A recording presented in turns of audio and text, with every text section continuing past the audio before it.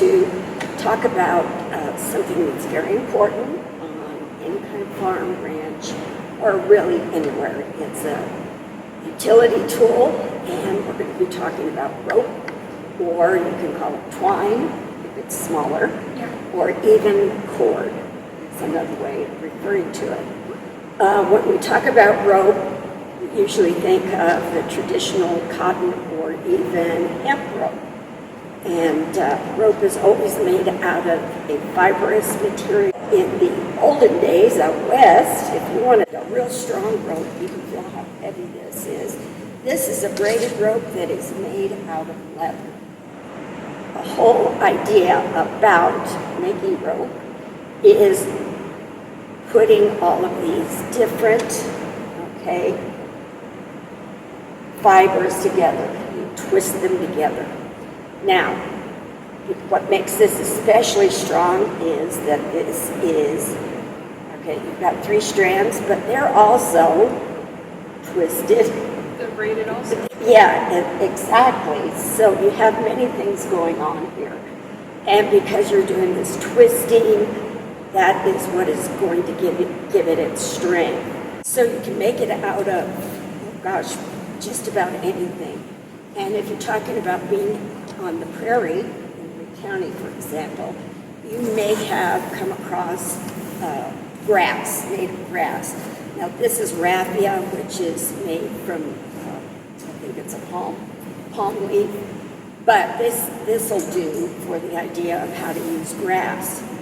And so they would take probably bigger clumps than what I'm doing right here, and they would dry them, because if you try to do them while they're green or wet, then they're going to shrink and they're not going to.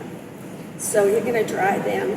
Now the whole idea is you twist away and you pull it over the back side, and then you twist the one that was on the back away from you, and you continue, and you're going to have a twist that looks like this. Something else that's sort of fun to do, and something that you can do very easily at home, would be to make it out of cloth. Now, we have a number of example collections. Yes, in our North Gallery, we have like braided rugs that are made out of cloth. And what they would have done is a braiding technique. So what I've done here is I've braided together 3 strands of the rope that I made. Okay, now this is going to make it even stronger. It's braided. Because it's braided. So anytime that you're adding on to this, it's going to help strengthen it.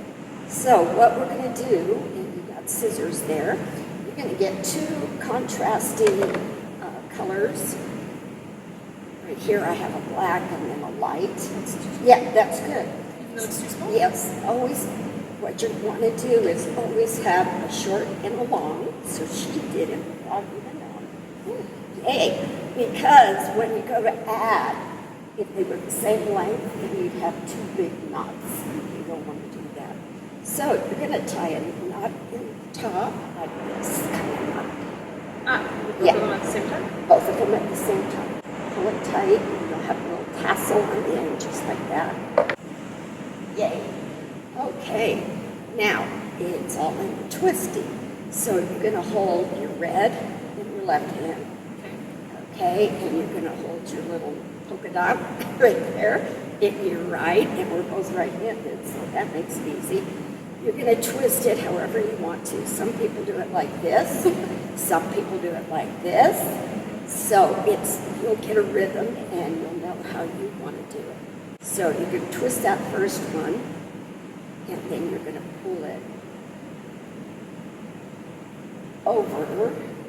Yeah, and now switch hands. You've got the red one. Do the same thing with the other color. That was over, and then you pull the white one up. So then you're going to go some more with the next one. Pull it under, over, okay. Make sure that you twist it the same way. So keep going, and what you're going to do is, you can see it forming. Now this is cotton fabric, it's easy to work with, it doesn't slip. but I've seen them make it out of practically any kind of fabric almost. So how are you doing? I have a row. I mean, down to the point where you have to add some. Okay, so the short one that you have right there with the clip. Okay, you're going to fold it over the top like this, So just fold over the top. right? Okay. Then you're going to do a little snip, not all the way through there, right there in the center. Now you've got a little hole. See? So you will fold over the top, Yep, and you do a small snip in the center. right.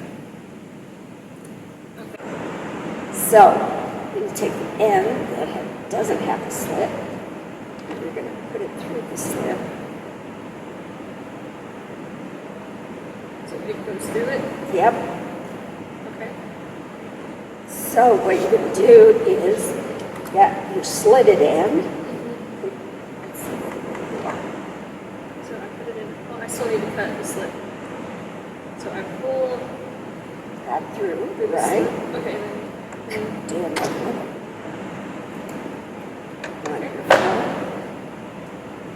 And then you're going to slip it through. So, got a strong yarn. Go ahead and pull it. it's Great. tight. Now, just continue on more Twist. twisting. And once again, it can be fun for kids. Now, it does take patience. And some kids have a lot of patience and they'll sit here and do this with you. With some children, not so much. But they do enjoy the idea of once it's made. They made some. Yes, this one I did. If I was really doing this, I wouldn't use black thread because I'd want it to disappear. And I'd probably do it on the sewing machine because it would go faster. But just to show you, you're going to coil this around as tight as you can. Or you could use pins to secure it. And then you're going to go around and you're going to stitch it together to hold it together. Not hard at all. If you have a sewing machine, then you'd sort of zigzag it. And it's sort of decorative. That's all I know. That's easy, quick and easy. That is quick and easy. Yeah, let me see you go. I like it. Very nice. Thank you very much.